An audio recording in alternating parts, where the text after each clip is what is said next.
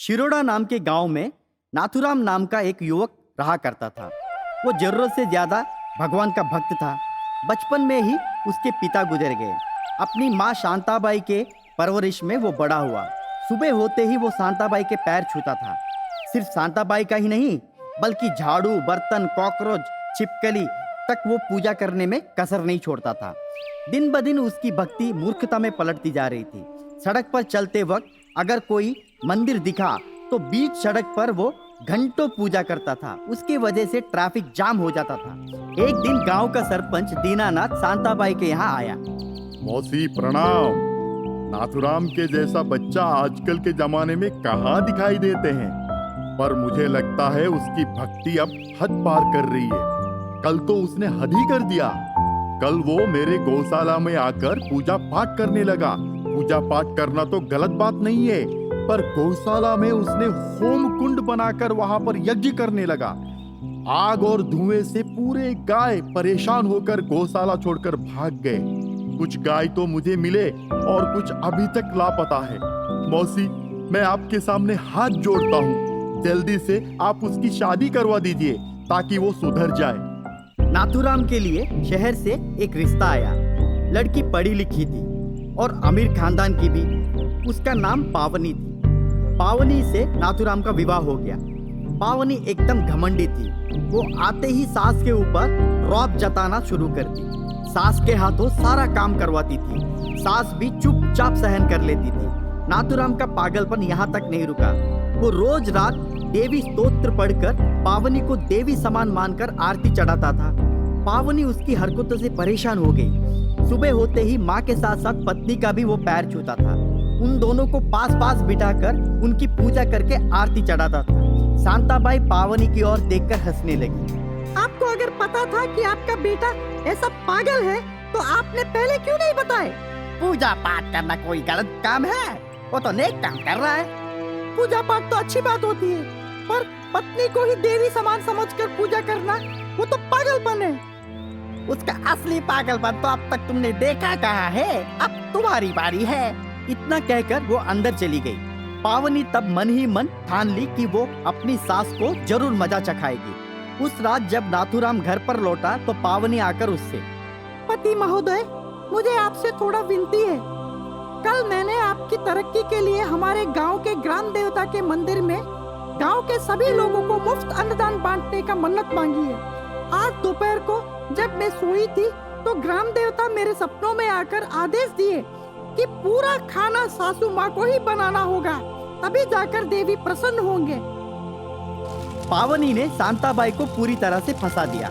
नाथुराम ने जोर जबरदस्ती करके लगभग 2000 लोगों का खाना अपनी माँ के हाथों बनवाया। सब्जी काटने से लेकर खाना बनाने तक का पूरा काम अकेली शांताबाई ने की। शांताबाई पूरी तरह से थक गई और पावनी शांताबाई को देखकर खूब मजा ली। शांताबाई ने भी पावनी का बदला लेने का ठान ले ली। अगले दिन नाथुराम जब काम पे जा रहा था तब शांताबाई आकर उससे, बेटा, कल रात ग्राम देवता मेरे सपनों में आकर कठोर आदेश दिए। क्या देवता कभी कठोर आदेश देते हैं माँ? आखिर उनकी आदेश क्या थी? जल्दी बताओ। बहू के हाथों मंदिर के चारों ओर 3111 बार प्रदक्षिणा लगाने का आदेश दिए। पावनी पूरी तरह फंस गई।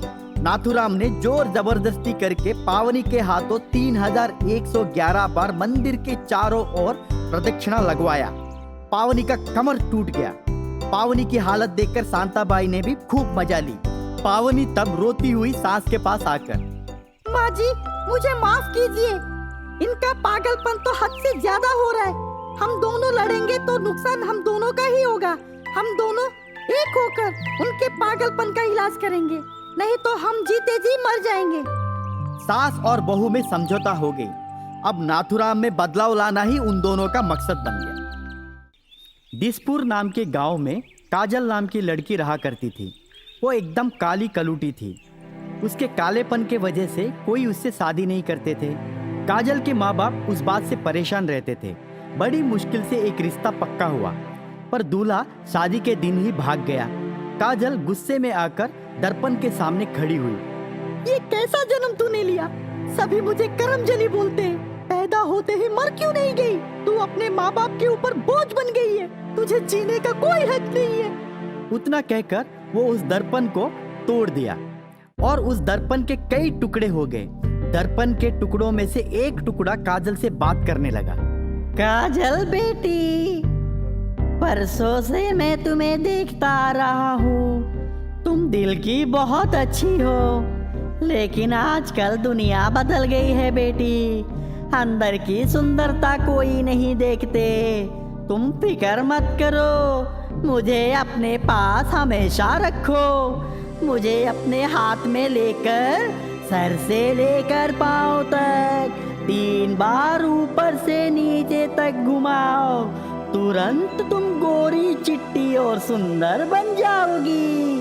पर एक बात ध्यान रखना, ये बात तुम्हारे माँ बाप के सिवाय अगर किसी और को पता चला तो उसी दिन मैं तुमसे दूर हो जाऊंगा और मेरी शक्ति हमेशा के लिए खत्म हो जाएगी। मेरी ये शक्ति सूर्य उदय से शुरू होकर रात 12 बजे तक ही रहेगी। रात के 12 बजे से सुबह के 5 बजे तक तुम अपनी असली रूप में रहोगी। वो 5 घंटे तुम्हारे लिए इम्तिहान का वक्त होगा। काजल बिना देर किए दर्पण के उस टुकड़े को हाथ में लेकर 3 बार सर से लेकर पांव तक घुमाए तो तुरंत उसका रूप बदल गया। वो खुद अपने उस चेहरे को देखकर मोहित हो गई। वो परी लगने लगी। बाद में ये बात उसने अपने माता पिता को बताई। वो दोनों भी खुश हुए और वो रातों रात घर द्वार सब छोड़कर वहां से निकल गए। दूसरे गांव में जाकर घर बसाए।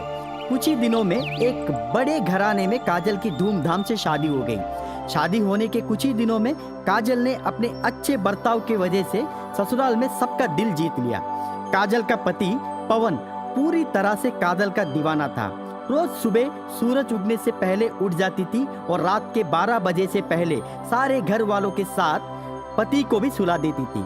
वैसे कुछ महीने बीत गए पर काजल का राज बन के ही रहा। रोज सुबह उठकर वो उस दर्पण के टुकड़े को सीने से लगाकर दर्पण जी धन्यवाद कहती थी। एक बार उसके ससुराल में बहुत सारे मेहमान आए। मेहमान नवाजी काजल ही कर रही थी। काम करते करते वो थक जाती थी।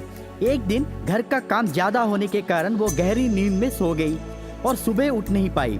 पवन की नींद खुली तो वो काजल के तरफ देखा तो डर के मारे चिल्लाते हुए भागा। अरे बाप रे, भूत भूत! काजल तुम कहाँ हो? काजल काजल कहकर जब वो चिल्लाने लगा तो काजल की आंख खुली। वो भागते हुए आकर पवन से, ओ जी, आप क्यों चिल्ला रहे? मैं कहीं नहीं गई, मैं आपके साथ ही हूँ। पवन उसको देखकर, कौन हो तुम?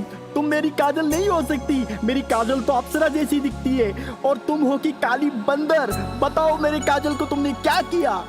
काजल का असली रूप प्रकट होते ही दर्पण का टुकड़ा भी गायब हो गया।